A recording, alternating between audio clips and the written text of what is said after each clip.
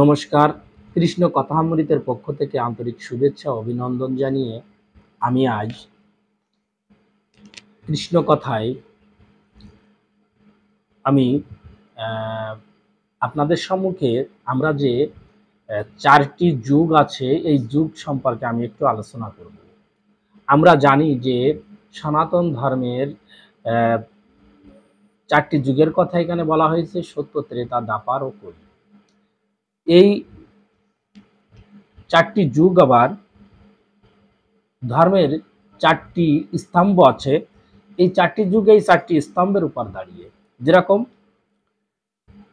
তপস্যা, শৌচ, দয়া ও সত্য, এই ৪টি স্তম্ভের উপর এই ৪টি যুগ দাঁড়িয়ে আছে। আমরা জানি যে এই যে ৪টি যুগ, প্রথম সত্য যুগে এই ৪টি স্তম্ভই ছিল। তারপর আসলো ত্রেতা। ত্রেতা যুগে একটি স্তম্ভ এখান থেকে নষ্ট হয়ে গেল। তাহলে ত্রেতা যুগে থাকলো ৩টি স্তম্ভ। দ্বাপারে থাকলো ২টি স্তম্ভ, দয়া ও সত্য। দ্বাপার যখন শেষ হয়ে গেল, তখন সর্বশেষ কলিকালে আমাদের একটি স্তম্ভ অবশিষ্ট থাকলো, সে হচ্ছে সত্য। কিন্তু আমরা জানি কলিকাল হচ্ছে একটি কলহের যুগ, যেখানে মানুষ পাপে জরাজীর্ণ হয়ে যাবে এবং থাকবে না কোনো মানুষের ভিতরে দয়া, মায়া, মমতা, স্নেহ, প্রীতি। মানুষ সবসময় নিজের স্বার্থের প্রতি দৃষ্টি রাখবে, অর্থাৎ প্রতিনিয়তই মানুষের ভিতরে থাকবে অহংকারটা প্রধান থাকবে। মানুষের অর্থ, টাকা পয়সা এগুলো ছিনিয়ে নেবে, ব্যভিচার হয়ে যাবে মানুষ। প্রত্যেকটা মানুষের ভিতরে হিংসা থাকবে। অর্থাৎ আমরা কলিযুগের সর্বশেষ সময়ে এই সত্যটাও দুর্বল হয়ে যাবে। তা আমাদের একমাত্র টিকে থাকার মূল স্তম্ভ হচ্ছে সত্য।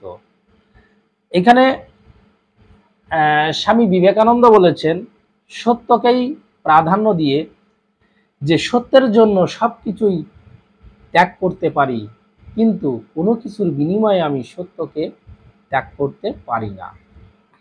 অর্থাৎ আমাদের সর্বশেষ একটা স্তম্ভ, এটাও যদি আমরা হারাতে বসি, তাহলে এই মনুষ্য জীবনে আমাদের বারবার কি করতে হবে?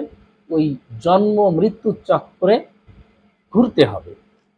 অর্থাৎ এখানে আমাদের গীতাতে শ্রী ভগবান বলেছেন, যিনি সমস্ত জীবের প্রতি দেশশূন্য, বন্ধু ভাবাপন্ন, কৃপালু, মমত্ব বুদ্ধি শূন্য, নিরহংকার, সুখ ও দুঃখে সমভাবাপন্ন, ক্ষমাশীল, সর্বদা সন্তুষ্ট, সর্বদা ভক্তিযোগে যুক্ত, সংযত স্বভাব, দৃঢ় সংকল্পযুক্ত এবং যার মন ও বুদ্ধি সর্বদা আমাতে অর্পিত, তিনি আমার প্রিয় ভক্ত।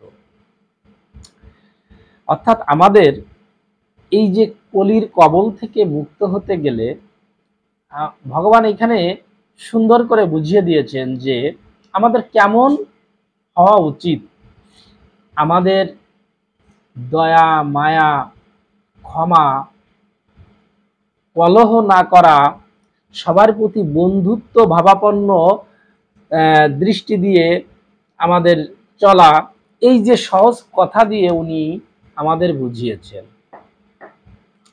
আমরা এই কলির কবল থেকে আমরা একমাত্র মুক্ত হতে পারি যদি আমরা শ্রী ভগবানের এই সুন্দর কথাগুলো আমরা মেনে চলি।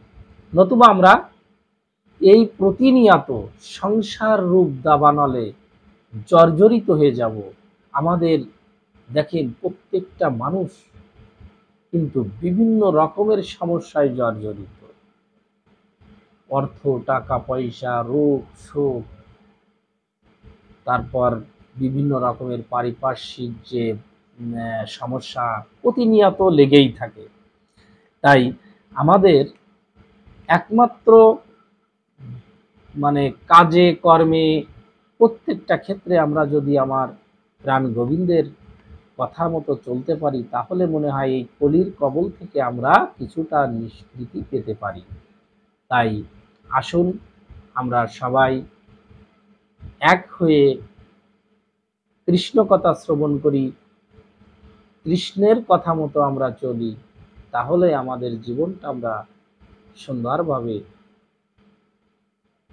এগিয়ে যেতে পারবে এবং এই সংসার রূপ দাবানলে আর জর্জরিত হব না।